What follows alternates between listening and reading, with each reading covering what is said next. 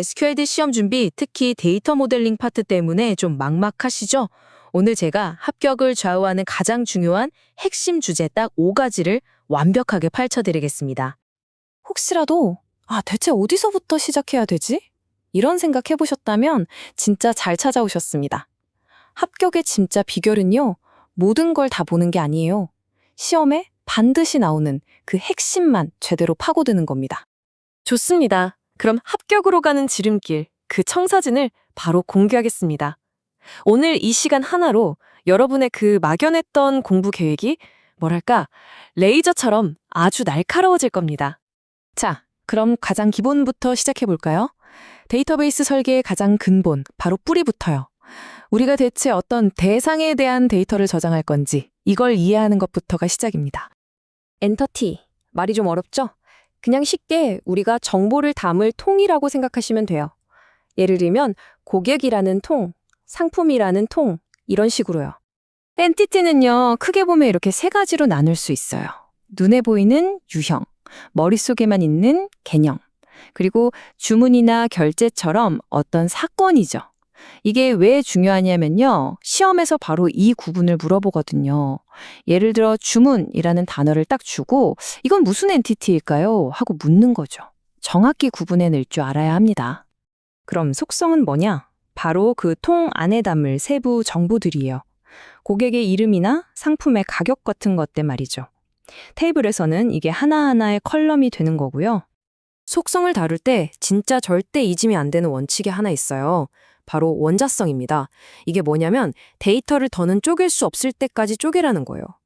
예를 들어 주소를 통으로 저장하는 게 아니라 시, 구, 상세 주소 이렇게 잘게 나누는 거죠. 왜냐? 이렇게 해야 나중에 데이터를 정확하게 쓰고 관리하고 분석할 수 있으니까요. 자, 좋습니다. 이제 데이터의 기본 블록인 엔티티랑 속성을 만들었죠? 그럼 이제 뭘 해야 할까요? 맞습니다. 이 블록들을 서로 연결해줘야 하고요. 또 각각을 딱 구별할 수 있게 고유한 이름표를 붙여줘야 해요. 예를 들어 이런 문장이 있다고 쳐보죠. 한 명의 고객은 여러 건의 주문을 할 수 있다. 아주 흔한 업무 규칙이죠. 시험에서는 바로 이 문장을 보고 이걸 기술적인 다이어그램으로, 즉 그림으로 정확하게 바꿔낼 수 있느냐, 이걸 봅니다. 그 관계를 표현하는 방법이 바로 이 까마귀발 표기법이에요. 이름이 재밌죠? 선이 실선이냐, 점선이냐, 그리고 끝 모양이 닭발처럼 생겼냐, 아니냐. 이것만 보면 관계를 한눈에 파악할 수 있는 거죠. 시험에 나오는 ERD, 그러니까 개체관계 다이어그램을 읽어내려면 이건 선택이 아니라 완전 필수입니다. 그리고 식별자, 이건 기본키라고도 하는데요. 쉽게 말해서 테이블의 모든 줄마다 붙여주는 고유한 아이디 번호라고 생각하시면 돼요. 이게 있어야 우리가 수많은 데이터 속에서 원하는 걸 정확히 딱 찾아낼 수 있겠죠? 여기서 시험에 진짜 자주 나오는 질문이 있어요. 식별자를 뭘로 할 거냐는 거죠. 주민등록번호처럼 원래 의미가 있는 본질 식별자를 쓸 거냐? 아니면 그냥 1, 2, 3 순서대로 붙이는 의미 없는 인조 식별자를 쓸 거냐? 어때요?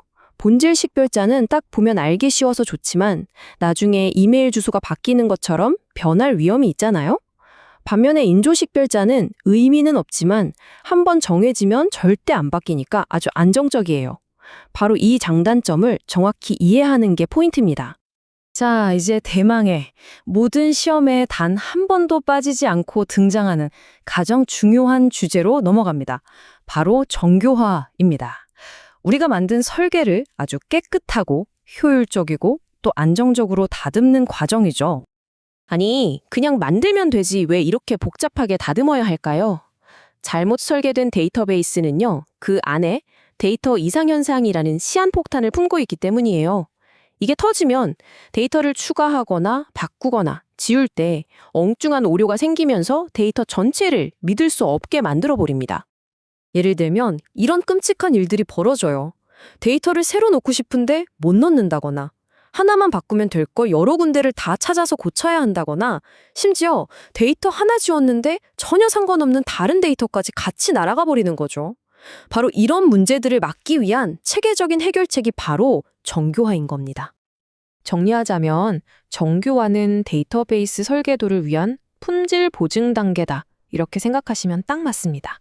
중복을 줄이고 데이터가 깨지지 않게 만드는 거죠. 시험에는요, 테이블 하나를 툭 던져주고 이거 몇 정규형이에요? 라고 묻는 문제가 단골로 나옵니다. 자, 간단히 정리해 드릴게요. 1 정규형은 모든 칸의 값이 하나씩만 들어가게 쪼개는 거. 2 정규형은 기본 키의 일부에만 의존하는 애들을 떼어내는 거. 그리고 3 정규형은 키도 아닌 일반 속성을 따라다니는 애들을 또 분리하는 과정이에요. 이 3단계 흐름을 완벽하게 내 것으로 만드는 게 합격의 열쇠라고 할 수 있습니다. 자, 지금까지 핵심 개념들을 쭉 훑어봤습니다. 그럼 이제 이 모든 걸 합쳐서 여러분이 시험을 준비할 때 바로 써먹을 수 있는 명확한 전략으로 정리해 드릴게요. 합격을 위한 최종 전략 딱 5가지 기둥만 기억하세요. 첫째, 엔티티와 속성으로 데이터의 뼈대를 튼튼하게 잡는다. 둘째, 명확한 관계로 논리적으로 연결한다. 셋째, 올바른 식별자로 모든 데이터에 고유한 이름표를 붙여준다. 넷째, 정규화로 데이터의 품질을 완벽하게 다듬는다. 그리고 마지막으로 가장 중요한 건데요. 이 모든 것들이 왜 필요한지 그 이유를 이해하는 겁니다. 여러분의 공부 시간, 바로 이 5가지에 집중하세요. 이게 가장 확실한 투자입니다. 자, 이제 여러분은 합격을 위한 완벽한 청사진을 손에 넣으셨습니다. 더 이상 막막해하지 마시고 자신감을 가지세요. 여러분은 충분히 잘 해낼 수 있습니다. 진심으로 합격을 응원하겠습니다.